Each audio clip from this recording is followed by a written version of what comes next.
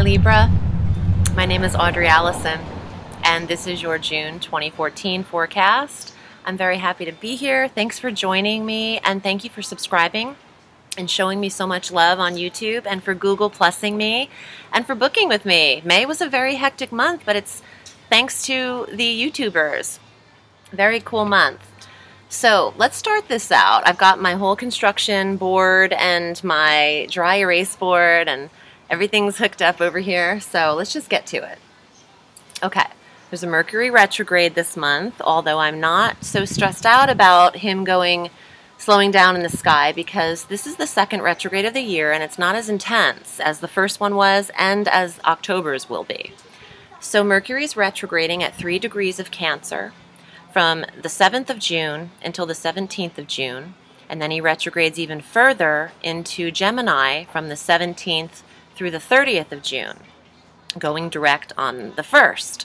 He'll clear his shadow period on the 26th of July, so that's the safest time to implement a lot of travel. However, this retrograde, this slowing down of energy, takes place in your 10th house of career first, or your retirement. Wherever your 10th house is how you solely are earning your income. So the 10th house and then the 9th house when he goes into Gemini. So the 10th house of career could slow down. The pace of it could. And that's good, because when a Mercury retrogrades, it's time to relax, revise, rewrite, reanalyze. Don't initiate things in a retrograde because they'll take twice as long to finish. Okay, keep that in mind. And time is very important as we age. You don't want to waste a lot of time redoing things unnecessarily. And now the 9th house is your faraway long-distance travel. For those Librans, even though you have Mars now direct in your first house of self, I still wouldn't, you have a lot of energy now. I still wouldn't recommend traveling the longer distances until Mercury is direct, because he's actually hitting this retrograde in your 9th house of faraway travel and long-distance travel, and religions and philosophies. So it's just time to rethink those jaunts, or where you're headed mentally when it comes to what you believe in. Could be revisited there as well. Now, Neptune is retrograding. We have a lot of planets retrograding this month, but I love a Neptune retrograde, because what that does, on the 9th of June, Neptune is retrograding 7 degrees Pisces, and this affects your 6th house of health and daily routine. However, check this out. Neptune, when he's direct, is the planet of delusion and disillusion and nebulous energy and dreamy energy and fantasy and addiction and can't see things clearly. Very cloudy planet. Neptune is stoned, okay? But when Neptune goes retrograde, he does the opposite of what his natural state is, and he takes off his rose-colored glasses and he sees things for what they actually are in the 6th house of health. So this is a positive aspect in that if you haven't been feeling well, you could actually see what the issue is at this time. And not even could, you would see if you were having some form of difficulty in establishing health routines or regimens or implementing them. You could see exactly the right path that you need to do now. It might be a lot easier for you to get it together in the 6th house of working out and daily routine. 6th house is also pets. If you have those, you could be seeing them in their right frame. It could be their health as well. You know, things need to be implemented and checked up on. Mercury retrograde is a good time to revise, to get checkups, to revisit those things that need handled. So with Neptune retrograde in the 6th, also Chiron, the asteroid, is retrograding in the 6th house on the 20th of June. So the healing deepens, okay? The healing deepens in the health, and you're seeing things for what they are in the health sector. Very positive for Librans and your health. And your home routines, your daily routines. You're healing. You're healing in that 6th. I'm sorry for repeating that, but I'm hearing that. On the 21st of June, I'm smiling because that's my birthday. The sun goes into Cancer, at 6:51 a.m. Eastern Standard Time. It's the first day of summer, the summer solstice, the longest day of the year. And my mother always lets me know that because I was born breech. So it was her longest day of the year. Okay, so the sun going into Cancer is affecting your 10th house of career or retirement. Beautiful aspect, having the sun shining in this house like it does every year. The sun goes into Gemini every June, or Cancer every June 21 through 7/21. And if I was born 30 seconds to 2 minutes earlier, I would have been a Cancer. Okay, anyway, I just love astrology because it does make sense to me. And I hope it does to you too. I hope this is translating or resonating with you. Okay, so the sun shining in your 10th house. Any Librans looking for work, for career, looking to find out where you'll get your social status and your recognition, this is the time. This is the time every year. I want you to check your rising sign out too for these kinds of transits, because your rising sign designates where your natal first house will be on your astrological wheel. These are solar scopes, so your first house would be your sun sign. I'm doing the general reading, but to get specific with you, you should book with me because we could get very detailed in those readings.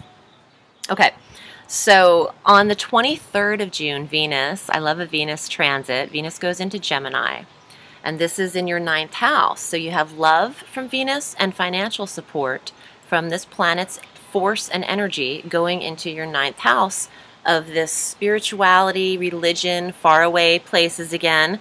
Even though I don't recommend the traveling, your mind can be very active in thinking about going the distance or where you could go far away. And what you're studying and what you're learning. Venus is bringing in beautification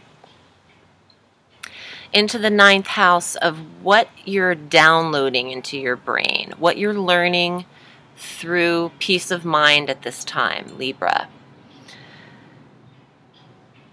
You know, Librans have had a very tense time in the cardinal square that we had last month and the month before, and also there is an opposition happening between Uranus, stationed in Aries, and Mars, stationed in Libra, between your 1st and 7th house of relationships. There's an opposition that's very tense that happens every year between the 25th of June through the 28th of June. It's an exact opposition. So your 1st house of self and your 7th house of relationships, business partnerships, or relationships with people that are more than just friends, or your marriages, could be, there's a tense intensity and a tense structure around them for just those 3 days. You could learn something in those 3 days about yourself and how you deal with relationships if you're not in one. It's an important time to pay attention to the information that your body and your mind is just giving you. You're wondering, why the hell am I thinking this? Pay attention to that. On the 27th of June, we have a new moon at 5 degrees Cancer. So we're starting the month with the full moon, then going to the new moons. This is in your 10th house of career. For those Libras looking for that career, June is the month. And for those Libras who are not looking for a career, who are comfortable where they are, this just brings in, you've got the sun and the moon going into this 9th house and 10th house, you know, real close to each other, just kind of trickling new energy into how to shine and how to really soar in your social realms, and social status and recognition is very high for you, Libra. I want to pull some cards for you as well and see what we have going on here. We've got Jupiter also in your 10th house of career, stationed there in Cancer. So that's a lot of energy. The new moon, Jupiter, the Mercury retrograde. It's a lot. And across from the 10th is the 4th house, where we have Pluto retrograde in Capricorn. You might be digging into your home right now and figuring out what works versus what doesn't work in the 4th house of home. Very interesting. Thankfully, Mars is direct in your 1st house. I think I already said that. Let me pull these cards and see what comes up for Libras, and I'll show you the cards. The Four of Swords, taking it inward, meditating, deep thought, revising, rethinking, Mercury retrograde. The swords equal air. Mercury governs air of Gemini. It's time to think about where you want to focus. And this, God, I love this card. This is going with the flow, being guided by the spiritual power. The loving breeze is what it's called, guiding you across. Thinking about where you're headed. That's the combination of these two. The burning hand, creative energy, but also you want to do things physically with your hands and your body. You want to move things around.